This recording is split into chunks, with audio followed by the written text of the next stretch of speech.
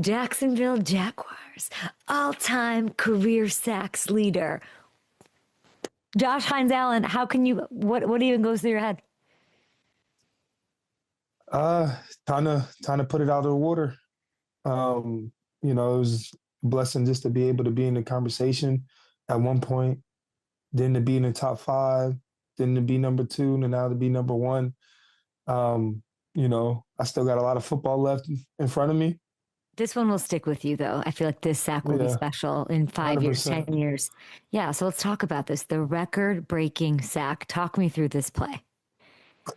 I actually almost messed up. I thought we were about to run a game, and I was about to run a game, and then I looked inside and I realized who I was with. I was like, "Why are you moving around so much?" And he looked at me like, "No, Josh, no." And at the last second, I was like, "Oh, I can't do that." So then I just went to speed of power, and I'm still trying to figure out. I don't like if you would have asked me right after like how I sacked him, I thought I like spent around in a circle and like tackled him with my other arm. Like it was kind of like because my head was like turned this way, my body was like going this way. So it was a very never had a sack like that, but what a way to break it. I'm still thinking about it. I'm still thinking about it to this day right now. What did y'all see with this Chargers team that let you be so dominant? I mean, it wasn't. Again, I think we came into this week like it was more about us.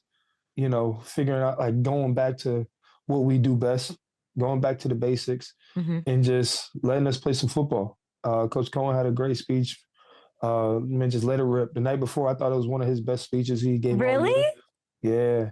Just go let it rip, guys. You know what I'm saying? Like, we'll worry about all that extra stuff on Monday. But when we go out there on Sunday, man, just let it go.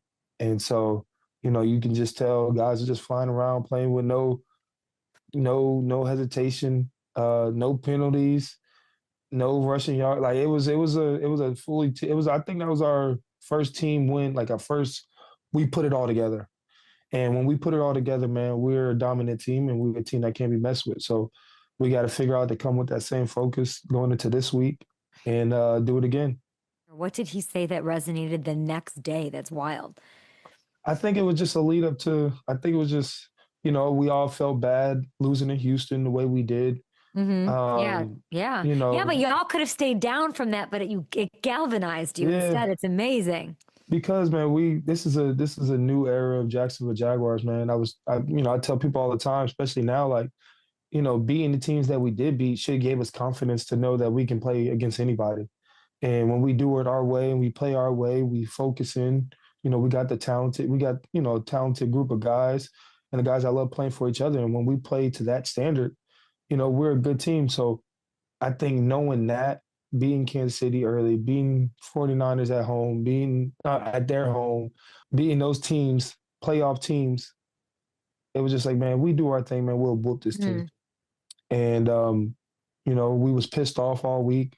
Guys was focused on what they needed to do better. And we came in with that mentality. And Coach said what he had to say, kind of motivated a little bit of everybody, motivated me. And you see what you get. What has it been like, or what has stuck out to you that has in your eyes, like as he's grown into his role as the head coach from day one till now? Yeah, I think it's cool to see. We're in the part where like I'm literally witnessing, somebody like a first-time coach that's trying to do it the right way. Who's trying to have the best team available that he can have, trying to put together the best coaches and want the best from everybody.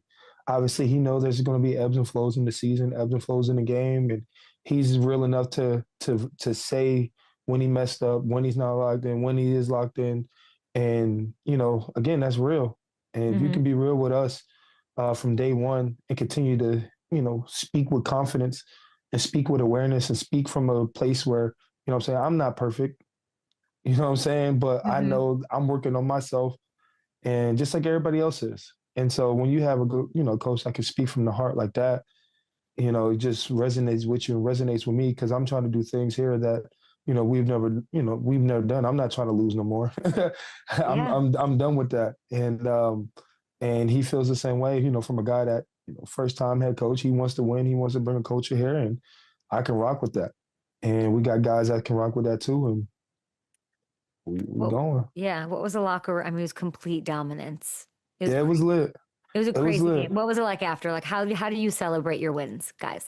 So it's crazy because my wife and I actually planned a casino night party Monday night, like the next night. Perfect. Perfect. So it was just like, Perfect. Way to go. So I got to break down the team. That's man, dicey. That could have gone to two separate ways. It could have went two separate ways, but again, coming in, like everything just kind of worked out the way it's supposed to. And like, the whole team showed up. We had a great time. We connected. And again, just building that culture, building that family. I think if guys can become family and be there for one each other. Well, it's easy to say you're my brother, but will a brother show up? And I think that's what we're proving to each other each and every day, is showing up for each other. So it's cool to see everybody there and having a good time with their significant others. And, and it was just the players only. It was just players. And we had a lot of fun, especially at the win like that. And hey, it was a good little vibe. I love that you're smiling. What's the role of the boxing videos in your success as a team? Boy, yeah. Josh, the boxing videos. This is the craziest. Yeah, and the boxing videos. He's crazy. The animal videos, the National Geographic. I have my ways of getting a couple, getting some questions answered. But I got you. What is that? What is that? That's just him, man. That's, I used to cringe about boxing videos. And then this year he started bringing back he started bringing up boxing videos. I'm like, okay, where is this going? Mm-hmm. But then he started bringing up low-key boxers that get it out the mud, boxers that are feisty, boxers I've never heard of in my life, to kind of appreciate like why he's showing us, not just showing us, Mike Tyson knockouts.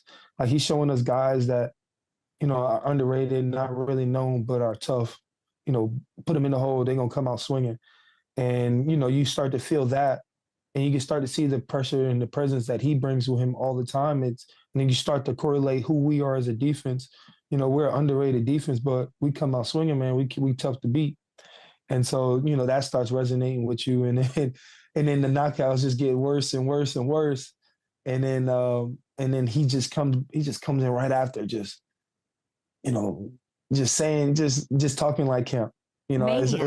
It's not words I can't really say on this, but yeah. But if you can imagine what a Italian from New Jersey, from North Jersey, would say in a heated moment. Yeah, we get that times 10, and I love it. What's the question about Trevor Lawrence right now? Where is he in his, Again, in his? I don't know. I'm like I said, man. It's you asked about the pass rush, and I told you about what all else goes into it. You have the secondary, you have the coach, you have the calls that are coming in that's allowing us to play fast up front, which allows us to see things faster and, just adapt within the game. And then it's the same thing offensively. You have a guy at a quarterback position who needs things to go right. Well, he doesn't need things to go right, but when things are going right, it allows him and frees him up to be the best version of Trevor Lawrence. When we are running, it's okay that we are running offense, or we are a physical O-line predicated offense. And if we can establish the front and move the people like we moved the people last week, that's where we get our bread and butter. And then that allows, if we run the ball, that allows the play action. That allows Trevor to get the middle of the field open. That allows safeties to come up because they think we're going to run the ball to get the deep shot down to BT when he gets back healthy. Oh my gosh, are y'all going to win the South? We just got to, man, we trying to win it all. I know that Jax, the Colts had this story going on, and now I'm looking at the schedule. I'm listening to you. Yeah. Like, y'all might win the South. Much respect to the Colts. Of course. Man, that's the goal. But we can't focus on that until that time comes. We have to it's a week by week league. Mm-hmm. But again, like, much respect to the Colts. They're having a hell of a season.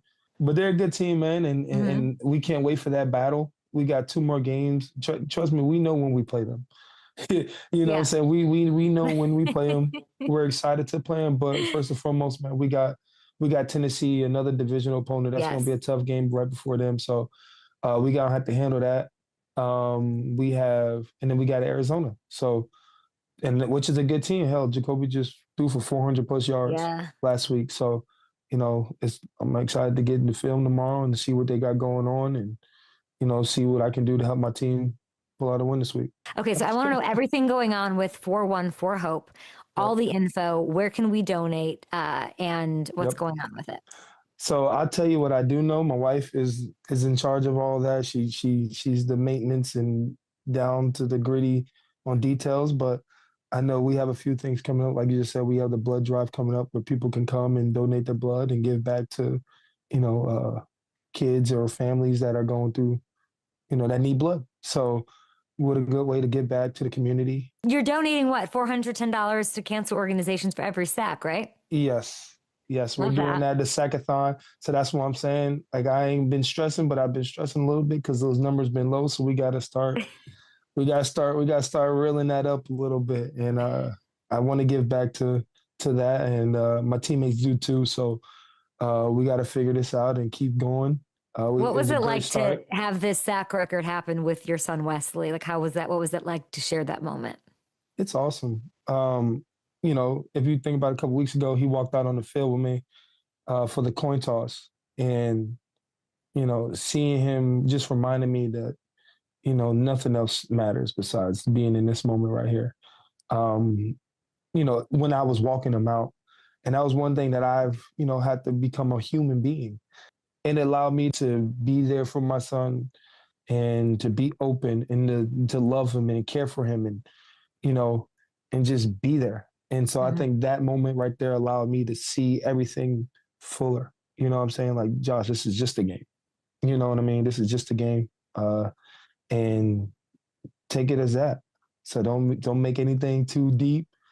Because at the end of the day, you got people, like you just said, you got people out here fighting real Mhm. problems. Thank you for your candor. Thank you for your kindness. Thank you for your perspective. And thanks for these amazing sacks that have been so fun to watch. Thank you, Kay. I appreciate you for having me on.